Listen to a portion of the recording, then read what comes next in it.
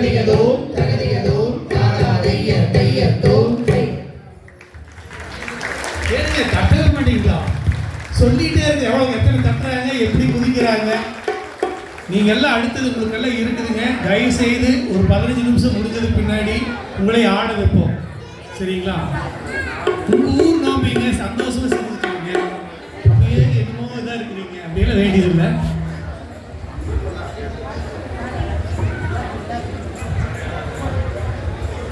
அனைவருக்கும் இனிய மாலை வணக்கம். இந்த வள்ளிக்கும்மி என்பது நமது சங்க இலக்கியமான கந்த புராணத்தில் வரக்கூடிய முருகப்பெருமான் வள்ளியம்மனுடைய திருமண நிகழ்வை பற்றி பாடி ஆடக்கூடிய ஒரு கிராமிய நடனம். இந்த நிகழ்வு நடக்கக்கூடிய இடம் குற்றாலை மலைகளில் ஒன்றான வேள்விமலை என்னும் சிற்றூர்.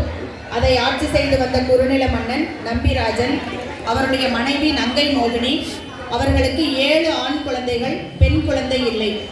தனக்கு பெண் குழந்தை இல்லையே என்ற ஏக்கத்தை தனது கணவரான நம்பிராஜனிடம் நங்கை மோகினி கூறி புலம்பும் போது இருவரும் சென்று தங்களுடைய குலதெய்வத்தை வேண்டுவார்கள். அப்பொழுது இந்த 7 ஆண் பிள்ளைகளும் கிழங்கெடுப்பதற்காக வனத்திற்குள் செல்வார்கள். அங்கே முன்வினை பெயர் காரணமாக வள்ளியம்மன் சிறு பெண் குழந்தையாக பிறந்து ஒரு புதருக்குள் இருக்கும். அதை ஒரு மான் காவல் காக்கும் அந்த வள்ளியம்மனை.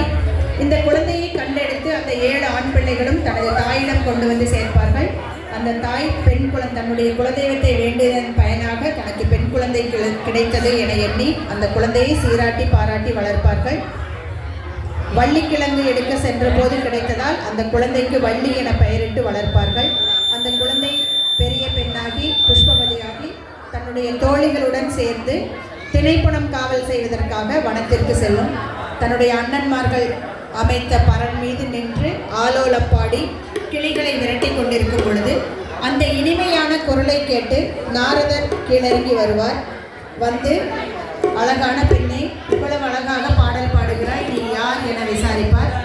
அப்பொழுது வள்ளியம்மன், எனது தந்தை நம்பிராஜன், அன்னை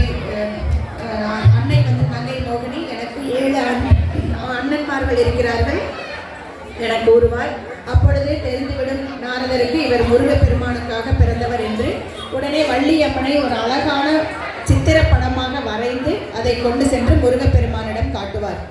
அந்த படத்தை பார்த்த உடனே முருகப்பெருமான் வள்ளியம்மனுடைய அழகில் மயங்கி உடனே அவரை காண கீழிறங்கி வர முயற்சிப்பார். ஆனால் நாரதர் அவ்வளவு விரைவில் யாரையும் சேர விட மாட்டார். அவருடைய வேலையை துவங்கி விடுவார்.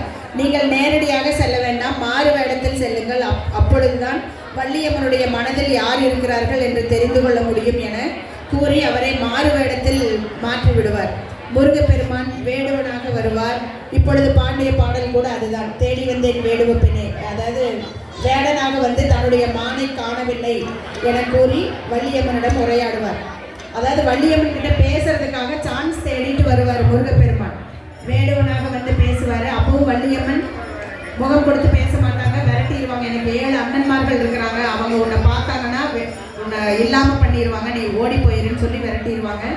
அடுத்தது வளையல் விற்கும் செட்டியாராக வருவார். அப்பொழுதும் வள்ளியம்மன் திருப்பி அனுப்பிவிடுவார். வயதான கிழவராக ஒவ்வொரு முறையாக வேடமிட்டு வந்து வள்ளியம்மனுடைய மனதில் இடம் பிடிக்க அவருடன் உரையாடுவார். இறுதியாக விநாயக பெருமானுடைய துணையுடன் முருகப்பெருமான் வள்ளியம்மனை திருமணம் செய்து கொள்ளக்கூடிய நிகழ்வுகளைத்தான் நாங்கள் இங்கே பாடி ஆடுகிறோம்.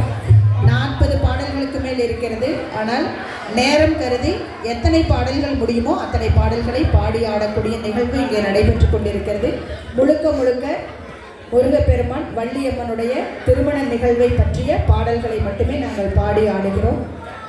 அனைவரும் பாடல்களையும் அந்த வரிகளையும் கேட்டு கதைகளை புரிந்து கொண்டு ரசிக்குமாறும் அன்புடன் கேட்டுக்கொள்கிறோம். நன்றி. புரிஞ்சுதுங்களா? தலையை ஆட்ட மாட்டேங்கிறீங்க, அதுக்கு நான் சாட்டுங்க. ஏன்னா அவ்வளோ பெரிய கதை, கிட்டத்தட்ட 4 மணி நேரம் 4.5 மணி நேரம் நடக்கக்கூடிய அந்த நிகழ்வுகளை எப்படி டெஸ்ட் இருக்குது, 50 ஓவர் இருக்குது, 20-20 இருக்குது. இங்கெல்லாம் 20-20 தான் நகர்பகுதியில் பார்ப்போம். ஒரு கிராமங்கும் போது 10 மணிக்கு ஆரம்பித்து வெடி நடக்கும். நம்மளுக்கு அந்த அளவுக்கு பொறுமை இல்லை. அப்படி இருந்து கூட ஒருத்தருமே செல்லை வந்து அப்படியே எடுத்து சைடில் பார்த்துட்டு பண்ணாமல் இருக்கிறீங்க. அந்த அளவுக்கு நீங்கள் ஒரு ஆத்மாத்மாவுக்கு இருக்கிறீங்க என்பதை நாங்கள் உங்களோட முகத்திலே பார்க்கும்போது தெரியுது. அப்படி இருக்கிறீங்க. அப்படிங்க, ரொம்ப சந்தோஷங்க. முழுசாக கேளுங்க. முழுக்க முழுக்க ஆன்மீகம், அறிவியல், ஆரோக்கியம் தாங்க. நீங்கள் ஆடி இந்த 2 மணி நேரத்தில் கண்டிப்பாக உங்களோட உடம்பு மனசும் கண்டிப்பாக நல்ல ஒரு எண்ணத்தை நோக்கி செல்லும்.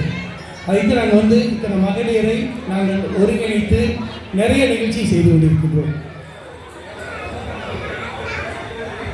எக்காலம் புதுசு புதுசு